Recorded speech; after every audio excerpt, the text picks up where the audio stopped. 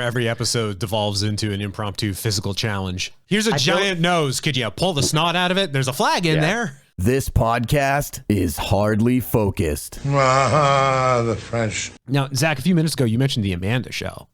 Mm-hmm. And we talked about in the previous episode of Hardly Focused, the Quiet on Set documentary. Now, something I thought was fascinating. David, have you watched this, by the way? I haven't. I've heard about it.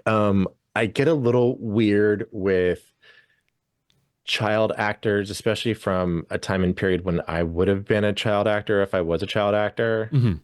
I get that. It brings up a lot of emotions. I don't know the best way to put this, and I hope this doesn't get things canceled, but there is that part of me that is like, if I was 12, would I have been the type of little boy that Michael Jackson would have invited to his little monkey parties? And then I would feel bad because it'd be like, no, I'd probably be too tall and too stocky for like that type of event to happen. And then I start feeling weird. And it's just like, in addition to like, holy crap, I wanted to be one of those kids and this is like really fucked up. And then that's a brief look into my brain.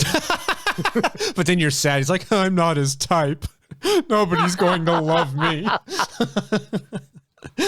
But in addition to like, holy fuck, that one, I think I watched the one that Soleil Moon Frye produced where they had all made her and all of the other like teen stars and starlets from the early 90s would just like film everything. And yeah. So I haven't watched this one yet because of all of those reasons, but I'm aware of it. And I have a friend who's actually working on the Marc Summers off-Broadway show.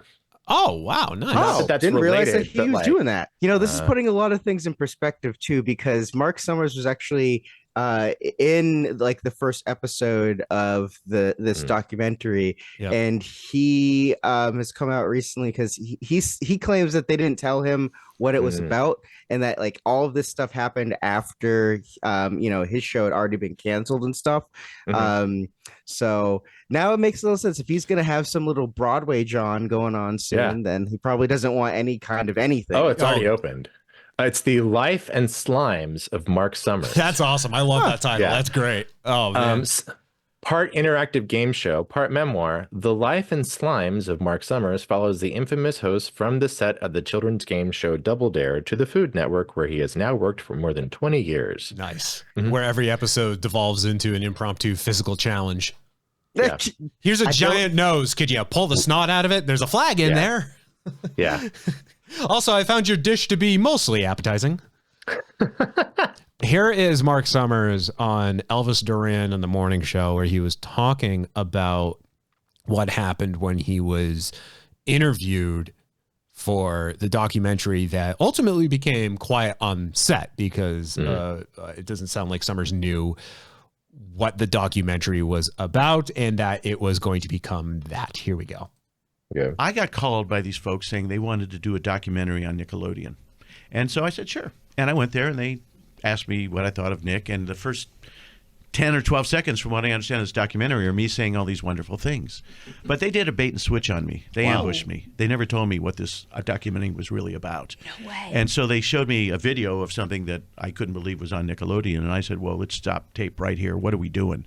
Well, we're doing this thing. Do you know this guy? And all this kind of stuff. And I left. Okay. So I got a phone call about 6 weeks ago saying you're totally out of the show. And I went, great. Then they called me about 4 weeks ago and said, well, you're in it, but you're only in the first part of it because you talked about the positive stuff of Nickelodeon. What they didn't tell me, and they lied to me about, was the fact that they put in that other thing where they had the camera on me when they ambushed me. I never met Dan Schneider. When we got done doing Double Dare and we had run our run, those people came in after and took over our studios. Never met the man. Have no idea about any of those things. I mean, I know Keenan from Keenan and Kel because we've done stuff together. But as far as anything that happened on that show with any of those people, I never met any of them. I didn't know anybody. Yeah, the very beginning of the documentary, I mean, he's there. He's like literally in the first 10 minutes of it, and they show him something. I forget what clip they show him, but he just looks up at the camera and says, "This was on Nickelodeon?" And that's it. You never see Marc Summers again. And yep. And like we're like in the third episode. I remember Becky looks at me and goes, Wasn't Marc Summers on this show? They had him at the very beginning. They don't see him anymore. And then I completely have actually forgot by the time we ended that, like, oh yeah, they never did show him again. And then like I'm just reading articles this week about it. Yeah, I'm surprised they kept him in. Like for him to get up and walk out, I would imagine they would just scrap everything whatever they'd filmed up to that point, which doesn't sound like it was much. Usually they would just wipe that person out. I don't know if the intent was, because he said it was because he was saying positive things about the network. If that was the intent, be like, well, you got to have someone in here that, needs to make it seem that Nickelodeon as a whole is actually a good place. I have a feeling that what they were intending to do was get either his insider's like perspective, maybe in like a foil kind of way, because I'm sure they didn't know really what he would have known about, but I'm assuming that it was probably a surprise to them that he was surprised about what he had seen, and they were probably thinking of just like kind of taking him through everything and getting his like candid like opinion, because like I kind of look at Marc Summers and I think of him in the same like vein as like Mr. Rogers, because like he's just one of those like I mean, at least I hope spotless individuals that have worked with children and in children's shows. So I'm sure the moment he realized what was like kind of going down with everything, especially with all the other things he's trying to do, he was like, I don't know. I don't want to be part of it. I'm uncomfortable with this. I just like, no, thank you. I don't want anything to do with this, which makes sense because like for the same reason that you're kind of uncomfortable, like just even like going through that thought process, David, like I'm sure it's even more so for him because like being someone that works and got most of your life and built your career out of creating children's entertainment, all of this stuff must make you feel weird if you're just like a regular person that's just doing this stuff. And the thing that's telling for me is like, I'm willing to bet that there's a lot more that happens that Nickelodeon's just been able to like keep hush hush, and it's just the stuff that hasn't been able to be, taken care of quietly, is what we're talking about and we're aware of now. But even that stuff had things that were sealed that like they had to push to open from court records. Like that's the telling thing. The people that support the people that end up being accused of the really heinous stuff. I'm also looking at what Dan Schneider had produced, and I wonder too if there is an issue where they wanted Marc Summers because Marc Summers is what we associate with Nickelodeon. Yeah, and like the golden days especially. But also I don't associate Marc Summers with any of the shows that Dan Schneider was a producer on. And I can see like Marc Summers kind of being like, that I was an entirely different department. Why? Like, no, I wasn't associated. I'm not even gonna make the association. I wonder if they wanted to goad him into talking about similar things that happened during his time working at Nickelodeon, because I think I would say probably by like 94, 95, he was gone, because Double Dare. Then he did What Would You Do? And it transitioned to Summer Sanders around that time, I think. It was a different format. Sure, So I'm wondering if they wanted to be like, okay, well, clearly from 94 onwards, things weren't quite right. How were things from 87 to 94? Was who was the Schneider, who was the Brian Peck of that era? Because like it's telling, especially the fact that like I remember hearing about Brian Peck within the last couple of years, because I remember hearing that there was someone that was a convicted pedophile that was allowed to be on a Disney show, and I remember watching a thing about it, and it was the same person. It was Brian Peck. He was, after the stuff that happened, he was allowed to be on The Sweet Life of Zach and Cody for like a couple, like I think a couple seasons almost. Before people found out and like were upset with it and like were like, no, why was he allowed to get a job again? Did he lie and say that he wasn't a sex offender? if I recall correctly, there was a point where they said like the people who brought him into that show were one of the people that wrote letters supporting him and saying that he actually what they wrote was actually a little victim blaming, and some of it's uncomfortable. Right. That part was very uncomfortable. I guess that's a gold star right there. But they were I think the executive producers for The Sweet Life of Zach and Cody, and they brought him onto the show after all of the stuff. So, and it wouldn't have surprised me if they were also in the courtroom that day when he was, because there was a lot more people on their side of the jury box than there was on Drake Bell's. So there's a new episode of Quiet on Set that I think is out now.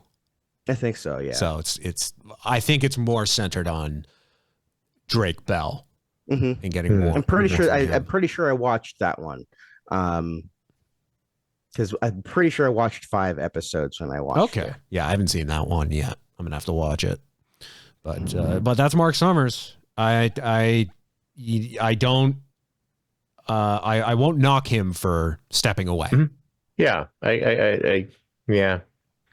I mean, the only thing I could really judge him for is if it comes out that he had some inkling, but also he was looking at his Wikipedia page. He had a few stints with like people bringing back Double Dare. Yep. Right. But by like 94, he was out of Nickelodeon. He came back briefly. Yeah. In I want to say like 2018, they did a Double Dare revival, and he was the announcer for that incarnation. And I guess he's also got like, he's kind of like Howie Mandel. He's got like wicked OCD. So he like, we found out later that he was incredibly uncomfortable during any like of the physical challenges, anything having to do with slime. So when they did the revival a few years ago, he's like, I'm not going out on that floor. Do not get me anywhere near any of that. Yeah, I guess that's a good actor if he has OCD and he was able to not react that way to anything. Oh yeah, and for the kids too. There's kids there. He doesn't want to make them uncomfortable because he's the adult there, right? He doesn't want to. Yeah. He's supposed to be coaching them, and probably in his mind, okay, look, the kids are here having fun. I'm on camera. I can bite my tongue and we'll get through this. But now that he's got to be like in his 60s or 70s now, he's probably like, I'm too old to give a crap. I'm going to be over here in my box. I'm the announcer of the show. Do not pull me out. I stay here. Maybe he always, like when he was hosting the show, maybe he always looked over at Harvey, the old announcer, Doc Holliday, and be like, I want to do what you're doing. You don't have to do anything. You don't have to come out here. You don't have to deal with all these snot-nosed little brats. Or the literal nose full of snot that has the flag in it. Yes, because I'm sure there's more than one occasion where he, gets slimed when he wasn't supposed to get slimed and has gotten in on him, and I'm sure that's not comfortable. I think, I mean, that's sure that stuff, dealing with that stuff, that smell, that like this, I can know, like as an adult now and think about it, like I don't want any of that on me. I would never want that stuff on me at all. And I can only imagine having to work with it constantly. Just that's something that stays in your nose. Like I can only imagine the weird things that you're just going through your day, and like a weird scent combination lingers and just brings you right back to that moment or those moments.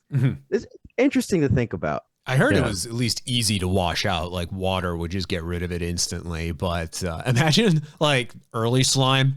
If they couldn't get it out and people are just walking around, they're just encrusted in chunky green. I love Nickelodeon.